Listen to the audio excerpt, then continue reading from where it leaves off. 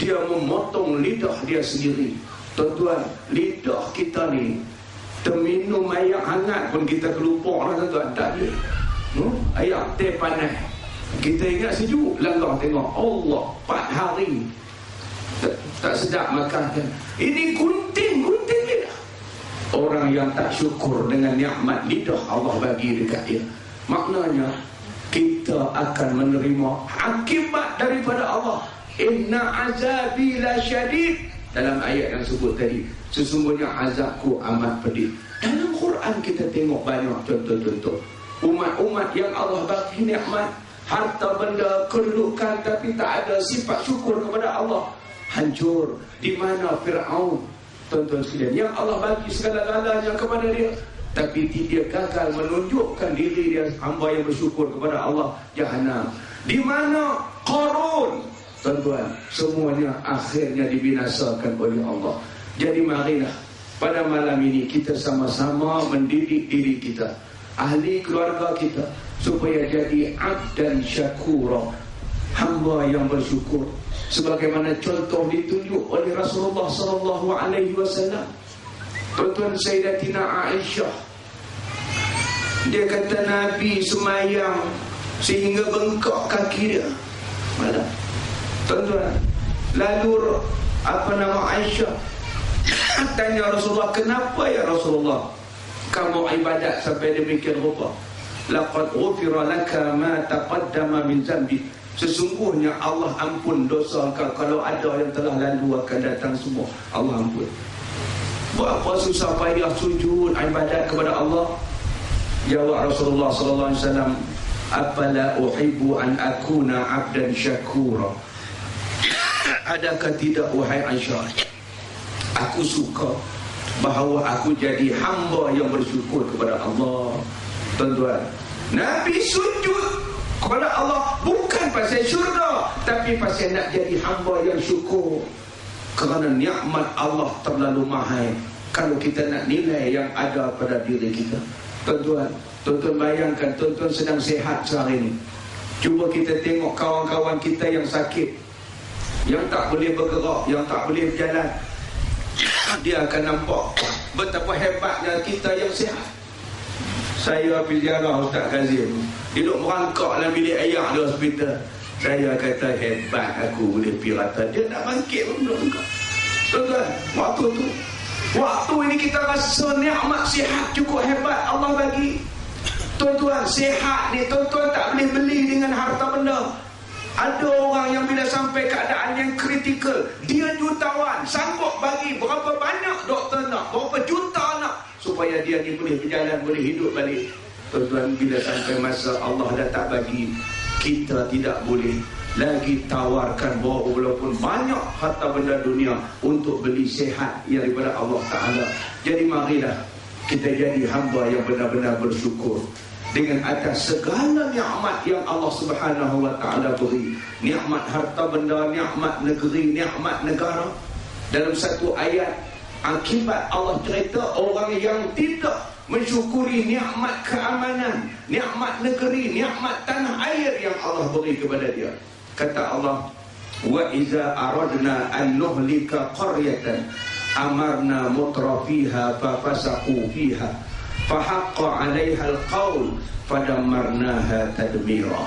Kata Allah, apabila kami, yakni Allah, nak membinasakan sesebuah qaryah, sebuah kampung, sebuah negeri atau sebuah negara yang Allah bagi nikmat kepada mereka, kami perintah mereka untuk melaksanakan perintah Allah.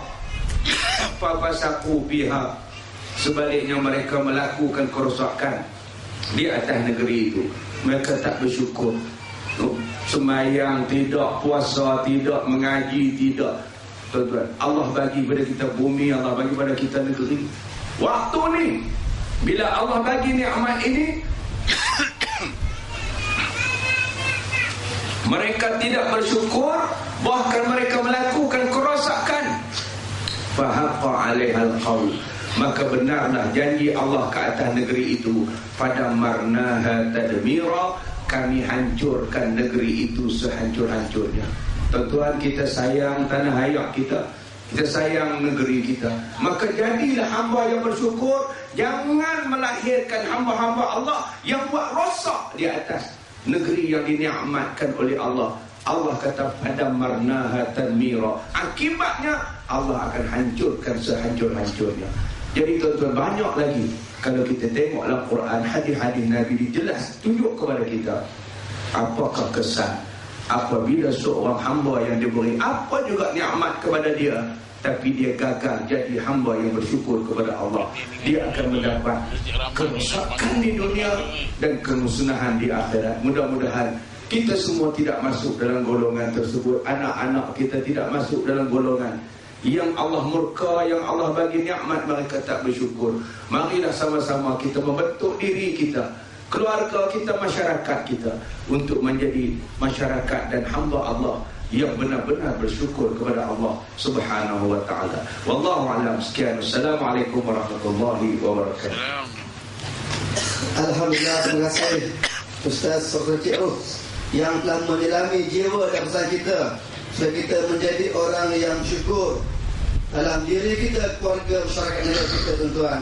Kita semua ada anak, tuan-tuan, ada isteri, ada masyarakat. Kita mestilah menjadi contoh kepada orang lain, tuan-tuan. Saya ada satu pengalaman, tuan-tuan, contoh yang tak baik kita ni, tuan-tuan, ya. Satu pengalaman saya berdakwah face to face kepada orang asli. Jumpa orang asli, ajak masuk Islam. Duduk asli, tuan, seminggu duduk asli. Ajak bertemu muka, bersuara muka, ajak Islam. Saya kata dekat asli tu, Pak Cik, marilah kita memeluk agama Islam. Dia kata, buat apa masuk Islam, Cik? Orang Islam pun teruk. Saya kata, kenapa, Pak Cik? Encik tengok orang asli, mana ada jalan dua-dua, belum kahwin lagi, tak ada jalan dua. Orang Islam belum apa-apa lagi dah jalan dua-dua, naik motor dua-dua. Kami encik tengok mana ada. Betul, tuan. Seminggu seduk orang asli tak ada. Naik motor, tuan, jalan kaki je, sebab motor tak ada. Kan? Tak ada motor dua, tuan. Tapi itulah keadaannya. Siapa jawab balik pertahankan, Pak Cik, itu bukan orang Islam, Pak Cik, itu orang Melayu. Orang Melayu, Pak Cik, sama je Melayu Islam pun dah. Apa nak, tuan? Apa nak jadi? Apa dah jadi? Baru berkawan ke sana kemari. Apa nak jadi? Apa dah jadi? Baru bertunang perut berisi. Apa nak jadi? Apa dah jadi? Baru berkahwin benci membenci. Apa nak jadi? Apa dah jadi? Akhirnya laki ceraikan bini, bercerai dah juga. Apa dah buat? Nasi dah jadi bubur. Jadi bubur tak apa, bubur bebas dia boleh makan. Basi, tuan. Kucing pun ada. Jadi itulah gambaran kita Islam, tuan. Mudah-mudahan insya-Allah, tuan, ya. Kita hadir hari ini kita membina diri kita, membina keluarga kita, masyarakat kita, tuan, membina negara kita. Oleh itu saya nak tanya Ustaz Haris seterusnya, bagaimana kita dapat membina diri kita, masyarakat kita untuk orang bertakwa yang boleh membangunkan kita seluruhnya. Silakan Ustaz.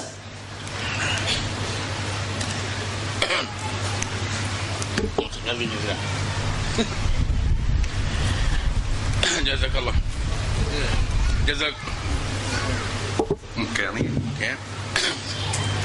Jazakallahu khairan katsiran Ustaz, tuan-tuan dan puan yang tengah ngipah-ngipah tu teruskan ngipah, ya. Jadi saya nak ingat kita dah berjuang, insya-Allah. Tak ada apa dah, kita nak bicara sikit je, saya pun bukan banyak sangat pun. Ya, sebab nak membina manusia jadi insan takwa. Saya bawa sikit lah dia cerita orang asli. Sebab bila cerita orang asli ni saya memang tersentuh. Sebab saya dulu mula kerja dulu memang dengan mereka, berdakwah dengan mereka. Sebab orang asli ni, tuan-tuan, dia orangnya sebenarnya orangnya memang orang baik. Ada ceritanya. Bila masuk nasi luar tu yang jadi elok dia pun dia orang yang lurus. Bukan mereka-reka. Tuan tak percaya, tuan-tuan ingat cerita di TV3 kes apa nama paparan berkaitan dengan gajah mengamuk di Tasik Banding. Ada satu ketika dulu dia temu ramah, saya kenal dengan dia tu, Tok Batin tu. Dia temu ramah Tok Batin tu dalam TV tunjuk. Saya teringat lagi, memang saya kenal. Dia kata apa? Dia tanya, pemberita tu tanya Tok Batin, agak-agak gajah ni datang ke sini kawasan ni pukul berapa, Tok Batin? Dia kata. Dia jawab sama je, saya pun tak berjanji dengan gajah, gajah pun tak berjanji dengan saya. Anda nak kata apa, tuan-tuan? Kita kata lawyer buruk. Kita kata sebab kita sudah dicemari dengan berbagai-bagai. Ya, kita dah dicemari dengan macam-macam. Saya lagi satu benda yang saya boleh belajar dengan asli ni lah. Dia tak pernah pukul anak dia. Saya tak pernah, jarang lah tengok. Tak tahulah kalau tuan-tuan tengok.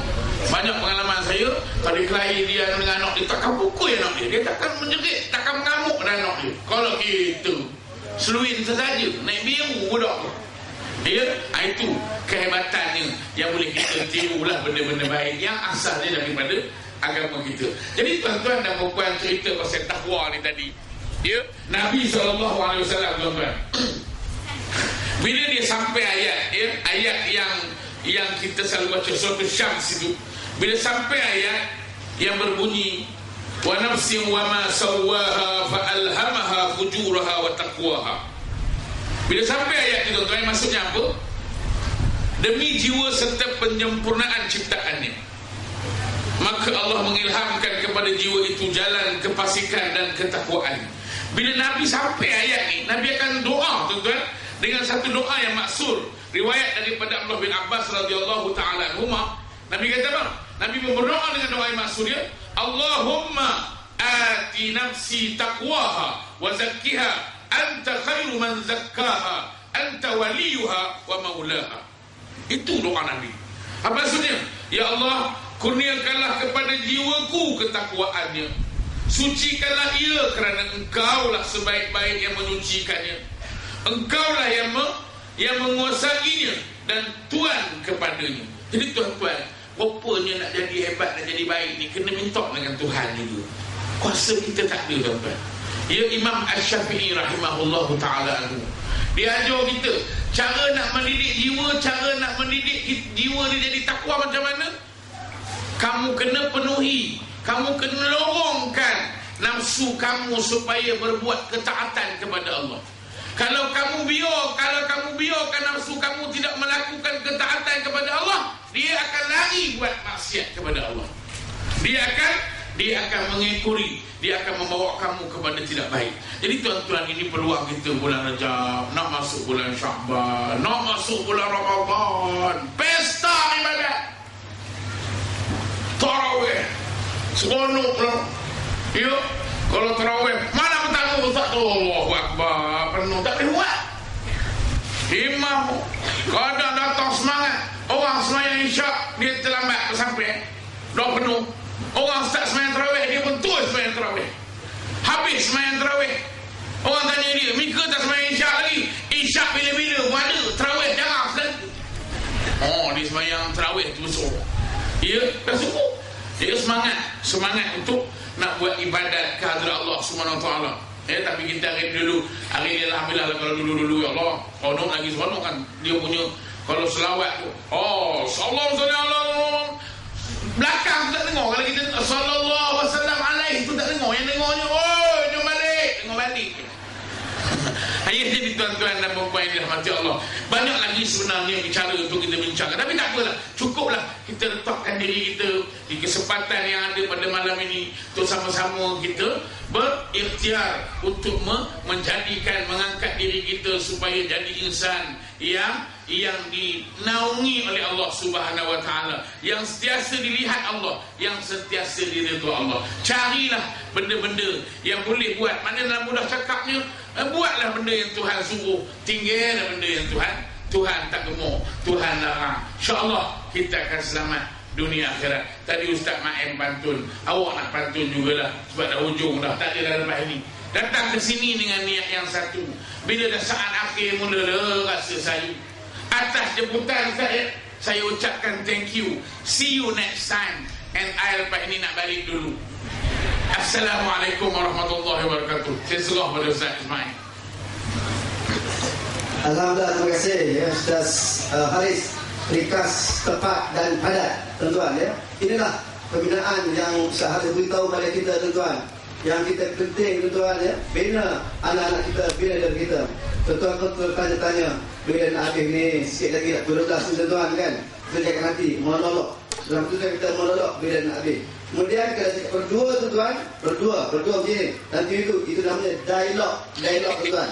Tapi kalau waktu ceramah, waktu ngaji tuan bercakap, itu namanya apa? Goblok. Jadi nampak alhamdulillah tak ada yang goblok. Semuanya tuan-tuan menolak aja. Mudah-mudahan insya-Allah menolak itu bagi suatu kesan yang baik kepada kita. Anak-anak kita juga berjaya. Ini ramai nampak anak-anak semua ni. Terima kasih anak-anak kita ni. Tapi esok aku cuti. Tapi tuan-tuan walaupun cuti ingatkan mereka supaya mereka belajar ke sekolah. Jangan datang ke sekolah. Relax tuan. Kalau datang ke mengaji ni tak semangat, ke sekolah pun semangat. Al-barakah ke sekolah mana pun tuan. Asalkan mereka berjaya. Kalau malas, bagaimana nak berjaya? Masuk kelas pun tak bermaya. Tengok buku pun asyik membaya. Habis sekolah suka berpaya-paya. Kalau bersembang dia, waktu siang jadi buaya, waktu malam jadi hantu raya. Lomba haram dia yang raya. Hari-hari raya. Dia apa asal tergaya. Kalau ini menjadi budaya, inilah amal yang paling bahaya. Baik-baik, rahmatan sekalian. Kita teruskan kesimpulan kita malam ini. Atau disahkan jadi falsafah masykurah. Terima kasih kepada Ustaz Ismail.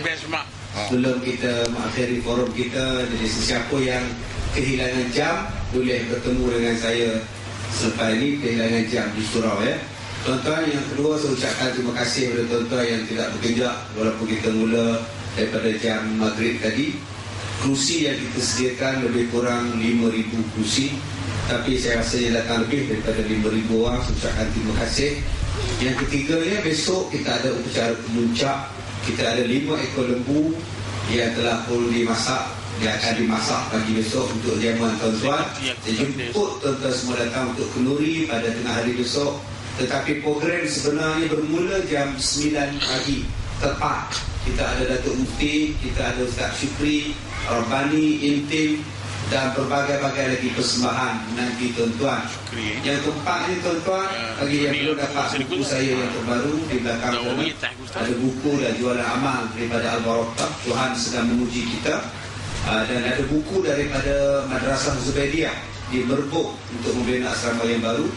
Dan bagi yang belum menderma, tuan-tuan boleh menderma. InsyaAllah kita target kita untuk kali ini wakaf yang kita nak kumpulkan pada program kita pada kali ini 2 hari, hari ini dan hari besok dalam 300,000 untuk kita menyiapkan kaki rumah Allahyarham Datuk Dolah yang sekarang sedang rancang dalam pembinaan.